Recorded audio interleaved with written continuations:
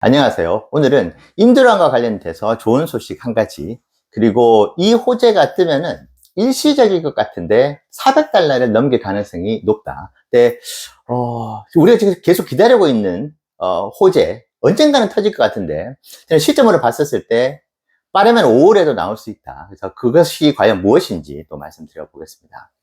중국 주간 판매량이 3070대, 말도 안 되는 수치가 나왔는데, 그래서 어제 유럽의 수출 물량 때문일 수도 있다 말씀드렸는데, 태봉이 TV, 그러니까 태자가 아예 이더라고요. 그래서 우연하게 오늘 여러분들 올려주신 글에 답글을 달고 있는데, 그게 뭐 떠가지고 봤는데, 테슬라 코리아, 그러니까 한국에서 지금 입항이 된, 그러니까 모델 Y 주니퍼에 입항이 된 그 데이터들을, 그 소식들을 아주 구체적으로 태봉이 TV라는 곳에서 전해주더라고요. 그래서 그 영상을 보고 크게 걱정 안 해도 되겠다. 이번에 중국 주간 판매량이 3070대밖에 나오지 않은 게 역시 유럽인지는 모르겠지만은 다른 국가의 수출 물량이 큰 양산을 해놓고 난 뒤에 중국 내수로 판매를 하지 않고 전 세계로 뿌렸구나라는 것을 좀 확인할 수 있었습니다. 왜냐하면 4월 27일부터 5월 13일까지 한국에 입항이 된 모델 Y 주니퍼가 6,740세대더라고요. 그리고 지금 5월, 그러니까 6월 30일, 2분기 이제 인도량 카운팅이 이제 고객에 인도되는 시점인데 6월 30일까지 인도되는 타임라인으로 봤을 때 5월 달에 추가로 8,000대가 더 들어올 예정으로 있는 것 같아요. 그러면 한국 같은 경우에는 2, 4분기 때 15,000대 정도가 판매가 될 가능성이 높다. 그런데 현재 벌써 6,740세대가 들어왔습니다. 그러니까 그 6,740세대가 어디서 들어왔느냐? 당연히 기가 상해에서 들어온 것이죠. 자, 그렇다면은 기가 상하에서 만들어 놓은 것을 내수로 판매를 하지 않고 한국으로 돌렸다. 그런데 양산을 한 100%를 다 한국으로 돌렸겠느냐? 아니죠. 이번에 보니까 홍콩도 인도가 시작됐다는 이야기예요. 홍콩으로도 아마 물량이 들어갔을 거고 다른 여러 사우디도 들어갔을 거고 아시아 국가, 그래서 전 세계로 기가 상하에서 만든 물량들이 들어갔다. 근데 왜 첫 달에 2, 4분기에 4월 달 첫 달이죠. 그때 안 들어갔는데, 왜냐면 그때 램프업을 하고 있었기 때문에 정상적인 일정으로 보면은 4월 달에 다 뿌려졌어야 되는데 한창 모델 Y 주니퍼가 램프업이 되고 있었기 때문에 이제 밀렸다. 5월 달로. 자, 그렇기 때문에 최근에 중국에서 애국 소비 바람도 좀 분다고 하더라고요. 그래서 이것이 소비 심리의 위축으로 가져오는 것이기 때문에 테슬라 차이나 사업에서는 매우 부정적이죠. 근데 그런 이유가 직접적인 이유는 아니었던 것 같고, 테슬라 자체적인 램프업에 의한, 그러니까 스케줄에 따른 어떤 그런 3070대의 중국 주간 판매량이었다. 그래서 태봉이 TV라는 그 입항에 대한 정보를 아주 구체적으로 주시더라고요. 아마 모델 Y 주니퍼를 구매를 하신 분들께서는 아주 좀 디테일하게 그 입항 정보라든지 그럼 내가 언제 인도를 받을 수 있는지 4월 2일 날에 그날 아마 바로 게시가 된 모양이에요. 주문이 4월 1일 당일에만 15,000명의 우리나라 이제 예비 고객께서 테슬라 주니퍼, 모델 Y 주니퍼를 주문을 하셨더라고요. 그래서 그런 정보들이 있어서 감사의 말씀을 드립니다. 태봉이 TV. 예. 그래서 앞으로 테슬라 코리아의 입항 정보라든지, 입항이 된다는 것은 그 자동차 대수들이 다 딜리버리가 된다는 것이고 인도량 카운팅이 된다는 뜻이죠.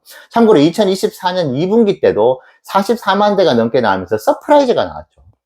근데 그때도 제가 영상으로 테슬라 코리아가 열일을 할 것이다. 왜냐하면 10,000대 정도 차이가 전 주가 흐름에도 영향을 주는 것이고 한 분기에 전체적인 인도량 퍼포먼스에도 영향을 주는 것인데 2023년도 때 2,400대 정도밖에 안 팔렸을 거예요. 근데 2024년도 때 11,000대가 팔렸습니다. 2분기 때. 그러니까 9,000대가 플러스가 됐었는데 2025년도에도 작년에 11,000대보다는 더 높은 인도량을 테슬라 코리아에서 만들 수 있다. 자, 그렇다면 지금 걱정이 되고 있는 2분기 인도량에서 테슬라 코리아가 좀 긍정적으로 영향을 미칠 수 있다. 그래서 중국의 내수 소비 심리가 문제가 있어가지고 테슬라의 자동차들이 판매가 되지 않고 있다. 중국에서. 그건 아닌 것 같다. 그렇게 생각을 해주시면 좋을 것 같고, 그래서 이 어떤 전체적인 테슬라의 양산의 램프업에 따른 어떤 타임 스케줄, 그래서 수출 계획과 내수 판매 계획에 따라 가지고 그 수치가 유동적일 수 있다. 다시 말씀드리지만 소비 심리가 문제가 있어서는 절대 아니고, 테슬라의 경쟁력 자체가, 브랜드의 어떤 그런 포지셔닝이나 이미지 자체가 실추화돼서 현재 판매량이 좀 적게 나온다, 그것은 아니다, 이렇게 생각을 해주시면 좋을 것 같습니다. 자, 그리고 일시적이라고 봅니다. 지금 주가가 너무 많이 오른 것 같아서 아마 어느 시점에서 주가를 좀 조정을 시킬지 이제 눈치 싸움이 벌어지고 있는 것 같긴 해요. 그래서 350달러까지 갈 수도 있고, 그 350달러에서 조정을 받을 수도 있고, 오늘부터 조정이 들어올 수도 있고, 뭐 380달러까지 갔다가 조정이 들어올 수도 있는 것인데, 사실 이거는 신도 알 수 없는 영역인 것 같아요. 그래서 저는 분할 매수로 모아가는 투자. 그래서 결국은 3, 4년이 지나면은 300달러에 샀던, 250달러에 샀던, 180달러에 샀던, 380달러에 샀던, 420달러에 샀던, 모두 한 점으로 표시가 될 만큼 주가가 크게 올라갈 가능성이 있기 때문에 분할 매수를 늘 이제 추천을 드리고 있는 것인데요. 일시적으로 400달러를 넘어설 가능성이 있는 것이, 이 소식만 들리면은 충분히 나올 수 있다. 그것은 2년 전으로 한번 돌아가 봐야 되는데요. 2023년 5월 25일로 기억합니다. 포드가 테슬라의 슈퍼차저 네트워크, NACS 방식을 표준으로 채택하겠다는 뉴스가 나왔죠. 그러니까 파트너십 계약이 맺어진 거죠. 테슬라와 함께. 포드가 말이죠. 그 이후로 주가가 고공행진을 합니다. 그래서 13거래일 연속으로 주가가 이제 상승을 했죠. 그리고 2024년 5월 25일 포드와 테슬라의 그 계약이 있고 난 뒤에 2주 후에 GM이 또 테슬라와 슈퍼차저 네트워크의 그 계약을 맺게 됩니다. 그 뒤에 스텔란티스부터 벤츠, 그래서 현대 기아차까지 줄줄이 슈퍼차저 네트워크의 파트너십을 테슬라와 맺게 된 것이죠. 그 시점이 5월이었거든요. 네, 지금 이제 2년이 지났습니다. 자, 지금 상태에서 FSD 라이센싱이 있죠. 그것이 2024년 4분기 실적 때도, 그리고 이번 2025년 1분기 실적 발표 때와 가이던스 때도 살짝 언급이 된 것 같긴 합니다. 그래서 포드와 좀 긴밀하게 논의가 되고 있는 것 같은데, 저는 지금 6월 달에 로보택시의 런칭도 있고 FST에 대한 타당성 조사를 포드도 지금 계속 하고 있을 것이라고 봐요. 근데 저는 이제 직장 생활도 오래 했었는데, 여러 어떤 회사의 전체적인 업무 프로세스라고 해야 될까요? 어떤 그런 부분으로 놓고 봤었을 때는 5월에서 6월 사이에 만약에 포드가 더 이상 검증할 필요가 없다, 뭐 일부 계산할 사항이 있을지 몰라도 테슬라 FSD가 독보적인 기술력을 가지고 있고, 그리고 이것을 굳이 더 이상 서두를 필요가 없다고 판단을 한다면은, 지금 로보택시 행사가 임박한 상태에서 저는 5월 달이 제가 포드의 CEO라고 한다면은 테슬라와 FSD 라이센싱 계약을 체결할 조로의 타이밍이라고 생각을 합니다. 자, 좀 구체적으로 말씀드리면 왜 하필 5월과 6월일까요? 네, 시간이 참 빨리 지나가잖아요. 그래서 아마 한 8월이나 9월쯤 되면은 2026년도에 경영계획을 포드와 GM, 포드만 말씀드릴게요. 포드는 세울 겁니다. 워낙 이제 큰 대기업이기 때문에 보통 석 달, 빠르면 넉 달 전부터 다음 해에 경영계획을 세우거든요. 그렇기 때문에 만약에 FSD 라이센싱을 조금 더 알아보고 테슬라와 계약을 맺는다고 했었을 때, 그러면 한 8월, 9월로 넘어가게 되면은 경영계획을 수립하는 것도 사실은 쉽지가 않습니다. 내년도에 FSD 이 라이센싱을 파트너십 계약을 맺은 후에 구체적인 업무 스케줄링 자체가 있을 거냐. 타임라인을 잡아가지고, 어느 시점에서 뭘 하고, 이 단계별로 프로세스를 잡는데, 경영계획이 한참, 세팅이 되고 세워질 때, 그것이 갑자기 계획이 맺어질 경우에는, 경영계획 자체를 세우기가 매우 힘들어지고, 다른 여러 가지 미션들도 또 경영계획에 들어가기 때문에, 9월인가 10월로 FSD 라이센싱 계약을 맺기에는 시점으로 그렇게, 아주 나이스하진 않아요. 그렇기 때문에 지금 아마 꽤 오랜 기간 동안 FSD를 관심 있게 포드사도 보고 있다고 봤었을 때, 그리고 지금 관계가 또 돈독하잖아요, 테슬라하고. 그리고 테슬라 입장에서 지금 로보택시 행사에 대한 기대가 큰 상황에서 5월 달에 이 두 회사가 FSD 라이센싱 계약을 맺는다고 한다면은 매우 적절한 타이밍에 윈윈 전략이, 윈윈 구조가 만들어질 수 있다. 그래서 테슬라도 지금 어떤 일론이 정치적인 행보를 좀 보임으로 인해 가지고 이제 민주당을 지지하는 분들의 어떤 조금 비난도 받고 있고 구매를 좀 주저하고 있는 이런 부분도 있는데, 포드 같은 경우에는 이제 전체 미국 전체를 아우르는 대표적인 레거시 기업이잖아요. 그래서 물론 이것이 아주 직접적인 효과가 있다고 볼 수는 없겠지만, 테슬라 입장에서 조금 그 부분을 좀 무마시킬 수 있는, 정치적인 어떤 텐션 자체를 조금 수그러뜨릴 수 있는 그런 좀 효과도 테슬라 입장에서는 가지고 있는 것 같아요. 그래서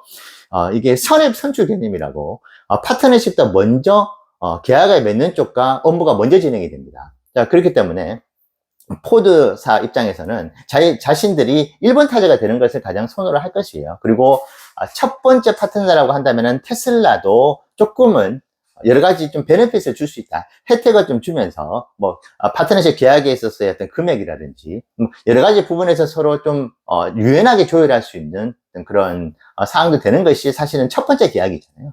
저는 그런 여러 가지 측면들, 그리고 시점에서의 좀, 경영계획 수립이라든지, 여러 가지 이제 내부적인 프로세스로 봤었을 때도 5월달과 6월달이 가장 FSD 라이센싱 계약을 맺기에는 좋다. 자, 이것이 실제로 계약으로 성사가 되는 그런 소식이 들린다고 한다면은 엄청난 호재가 되는 것이죠. 그렇기 때문에 주가가 물론 단기 조정은 또 계속 있을 수 있겠죠. 저는 300달러가 또 다시 한번 무너졌다가 올라갈 수 있다고 보고 있기 때문에 여러 가지 시나리오가 있는데, 이 FSD 라이센싱 계약이 나온다고 한다면은 일시적으로라도 400달러 이상을 갈 가능성은 저는 매우 높게 보고, 일단 이전 전에 13거래일 연속으로 그냥 계속 올라갔던, 그래서 그 당시 아마 13거래일 동안 60-70% 가까이 올랐던 기억이 있습니다. 물론 그렇게 되라는 보장은 없지만은 분명히 단기적으로라도 주가에 큰 긍정적인 영향을 줄 수 있는 것이 FSD 라이센싱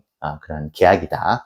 그렇게 생각해 주시면 좋을 것 같고, 근데 이제 마지막으로 저는 FSD 라이센싱 계약을 이전부터 같은 생각을 가지고 있는데 좀 반대합니다.